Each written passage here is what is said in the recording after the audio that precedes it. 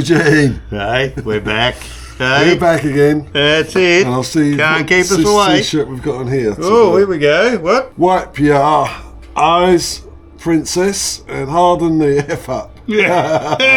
There it is, right there. Harden the F up. Yeah. Lovely stuff. Net zero is destroying Australia. That's a topic. And in the words of my bestest buddy, the Big Don, drill, baby, drill. Yeah, hey? I remember him saying that. Yeah. That's a topic for tonight. Net zero. Yeah, Cocking up Australia. Net zero seems to have its fingers in a load of pies. It seems to crawl into a lot of that's it. stuff, doesn't it? So, or at least the virtue signalling appears that net zero's crawled into a lot of pies, and maybe that's what needs to happen. Is call out all the virtue signalers and get back to who's actually doing anything and is it actually worthwhile? Oh, at what cost? Yeah, but we see that's the thing. It's a damaging part of it. Electricity. Hang on. I'll just grab another drink. He means elastic trickery. You read my mind. The electricity prices in Australia are one of the highest in the world. Mm-hmm. They're phasing out coal, and they're phasing out gas, and they want to bring on more wind farms and more solar panels. It's just madness. Should we have an overall goal? As I've said before, there should be a cost that we're willing to pay for net zero, or a step towards net zero, shall I say? Because I know it doesn't need to be done overnight. I mean, none of them work. By 2030, by 2050, by the end of the century, there are all these goals set out. That's fine, but I think they all need... What kind of price are we willing to pay for that? Dollar, or whether it comes down to human cost or whatever. But even apart from that, the fact that wind and solar are unreliable. Yeah. So what's the point of pursuing them in the first place? No, I know, I agree. And we're losing manufacturing jobs. Well, this is where... In a world where you want to be low on emissions, the easiest way to, let's say, mess up the system, to play with the system. Oh, like our politicians are doing. Yeah, exactly what they're doing. And that is to make it extremely difficult for any of the people responsible for pollution to operate. So it becomes untenable for them to be able to operate anymore. They close down, and then you just buy stuff in from overseas. So all we're doing is exporting the pollution Overseas, yeah. And then buying it back. Yeah. So we haven't reduced the pollution. We could say, we'll dig the steel out, or dig the iron out.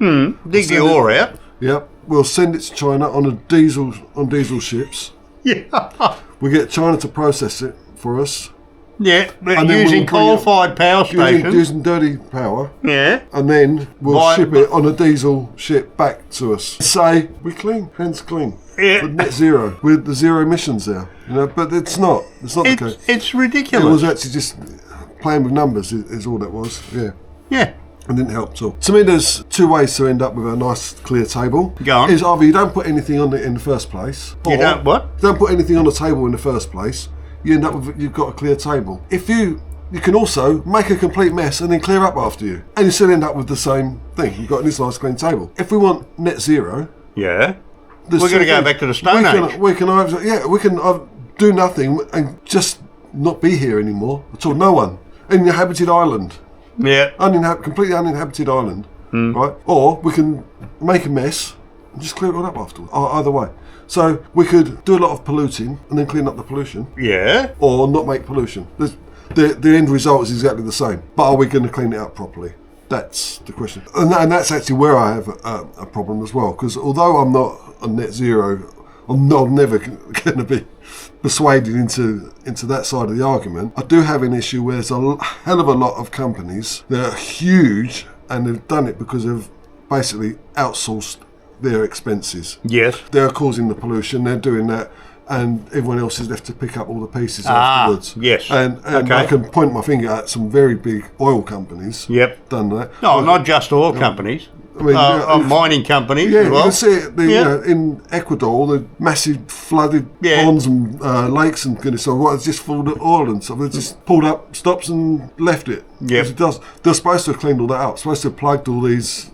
So there's not enough regulations in place to make them accountable. No, and they are making a lot of money. And I see it. So some of these huge companies are too big to fail, let's face it. Yeah. It's your problem now, not ours. Yeah. Look, I get that. But that's really is a failure of policy, not a failure of intent. We know that not everybody likes to play by the rules because it's human nature to try and benefit as much as you can in whatever endeavour that you take on. But if the policies and the regulations were equitable, then these people would be held to account. Yeah, there was, yeah. So, given that, we're in Australia and we're trying to make ends meet. Australians are struggling with skyrocketing power bills and the cost of living crisis. Apart from that, the government is giving billions in subsidies handed out to unreliable energy projects that we're paying for out of our tax dollars. But we're not getting the return of not only cheap power, but reliable power. Well, and that's made even worse that it's so bad now, the government that actually came to power on the back of that has run out of ways to lie about it. Oh, heaven forbid. It's like, well, we can see it all now. It's all out in the open because it's not working. It's costing us a fortune. The $275, whatever it was, reduction in power bills, that never happened, did it? It was another lie that they couldn't make happen.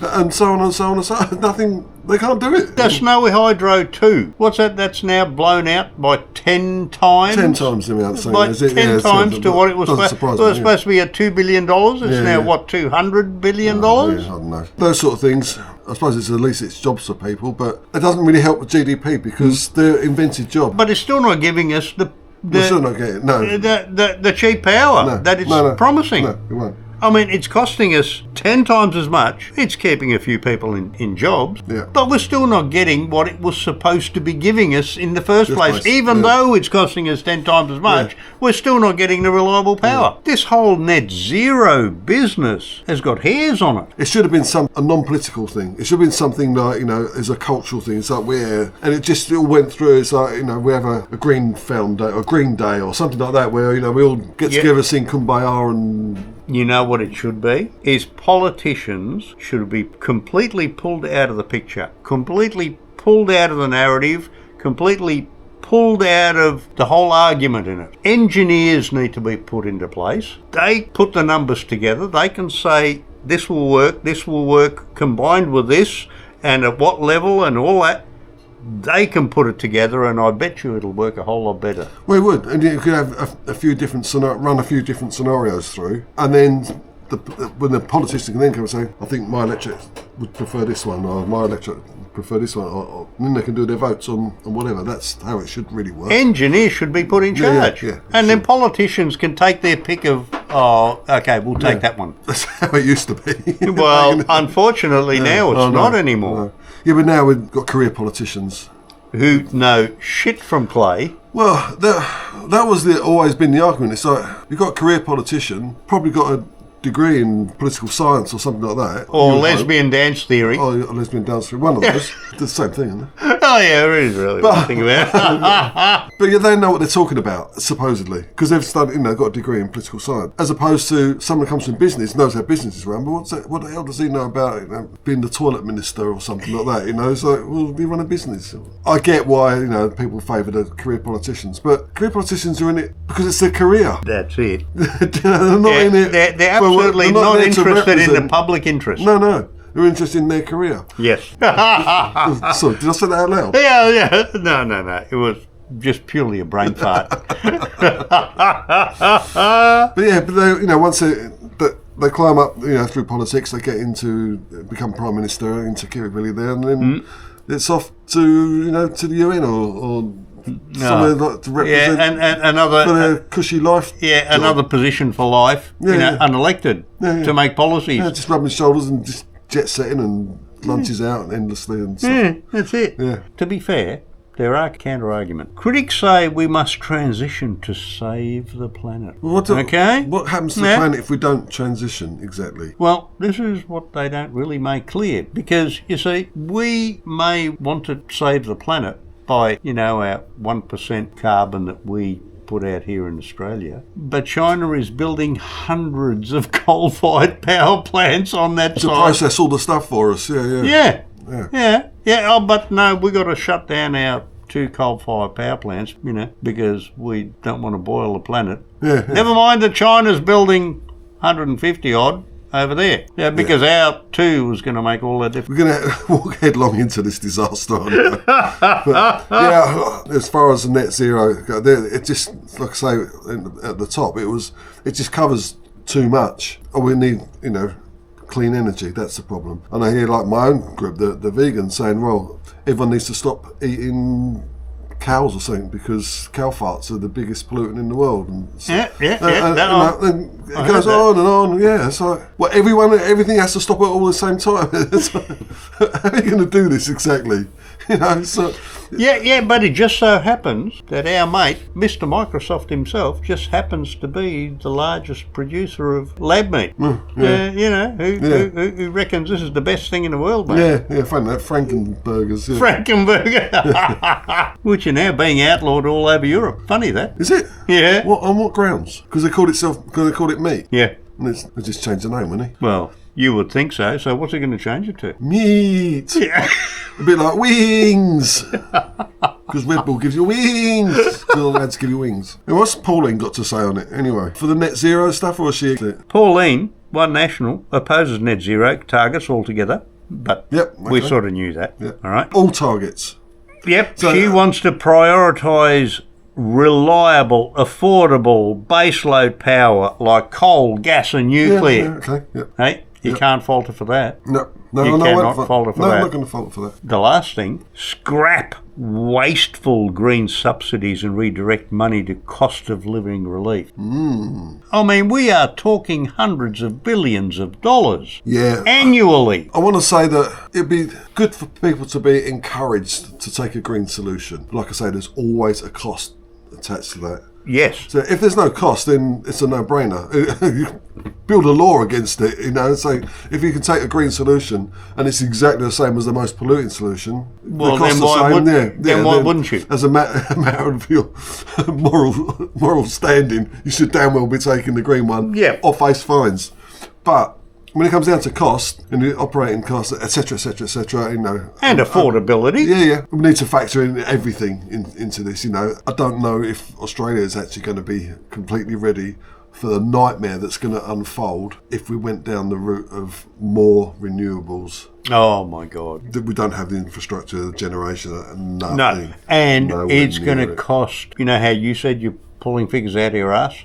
Now I'm doing it. Mine's not as big as yours, but I'm working on it. I think I was able to pull 13 billion out of my life. 13 billion. Well, I could probably top 13 billion of how much it's going to cost to build the infrastructure to support this renewable energy push that the Greens are pushing. The new transmission lines, which, for those of you who don't know, they have to take over existing agricultural land to do. Yeah. Right. You can still graze beneath them, but it's not fabulous anymore, Well, no. And it's on private land. It's on private land. SEC, the State Electrical Company, needs to have access at all times. So no matter what you're growing on that land, they need to have access to the transmission lines and the pylons for maintenance and repairs, etc. at all times, 24/7. Yep. Regardless of what you're growing on now. So not only do they have to buy these parcels of agricultural land or forcibly acquire them, whether the farmer wants to give them up or not. One way or another, some sort of money has to exchange hands.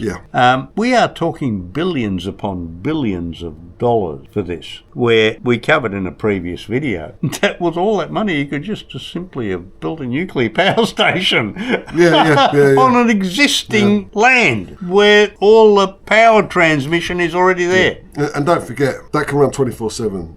And what that really means to the rest of us is it's there when we want it. It's on demand. With like coal power, you can't just turn a dial and it's gone up. It takes a few hours, etc. Gas, they can on a dial.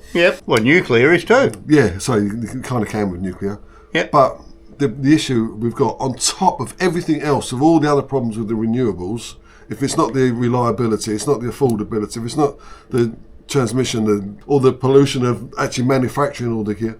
It's also getting rid of it after it's dead. Yeah, all that stuff. When the wind's not blowing and it's night time, there's nothing being generated. So everything has to be stored in batteries. And that is a whole other video again. Yeah. That's just mind-blowing how much resources that will take to build. When you consider, like, to prevent brownouts or anything like that, it's the worst case scenario on gas or nukes. It's just turn up the dial. It's 6 p.m. Everyone's coming in from work. Let's turn it up another bit. Just bring more online. It's just bring more available. At the end of the day, net zero really isn't saving the climate. No, it won't. It was never. It's someone's wet dream Yeah. that they came up with to be able to generate money for their own back pocket, a la Al Gore. But even so, huge. Like, why did the car industry accept it? Why did the car industry say, we're doing it? Volvo, we're only going to do EVs. No. Because of government policies that said, unless you start going towards net zero, we're not going to give you favourable loan interest rate. That's what it was. Okay. And that's how it's still running today. That's the only reason that people went down that road. No one wants to buy the cars. Well, it's not no one wants to buy them, but not enough people want to buy the EVs. No, I mean, they've got mountains of EVs unsold. Nobody's buying. I've even seen the Honda adverts. So Honda was another one. I've seen they released the Prelude. Yeah. Nothing electric about that. So, the question is to all our viewers, should Australia go down the track of the US like my mate the Big Don and drill baby drill? Let's go more gas, more oil and nuclear, baby. Give me nuclear, baby. So saying, should we ditch net zero completely? Well, in all its forms, or you're saying just for... I reckon ditch net zero completely and wait for technology to, in its natural way, as technology does go, is slowly push it out of the way. Let technology itself make all the other forms of power redundant. Because technology usually finds its way when the time is right. From my own perspective and observations on this would be, as I said before, first of all, it needs to be reliable. Yep. So any technology that I would certainly be looking at would be, first, is it reliable? Is it going to make this more affordable? And then, does it make it any cleaner? That's it. And that's it. That's it. And the cleaner part should always come at the end. Yeah. That's a moral decision. The others are... They're practical decisions. Yeah, they are. They're practical decisions. Yeah, what do you think? Practical always comes first. I say ditch net zero myself in all its forms, and let's find a better way. There's always different ways that are coming along, and I'm happy to go along with them, but they've got to be reliable, and they've got to be affordable. And when that happens, I'm all on board. Yeah, I agree. Let us know what you think. Comment, like, subscribe. We'll see you in the next one. Catch you guys.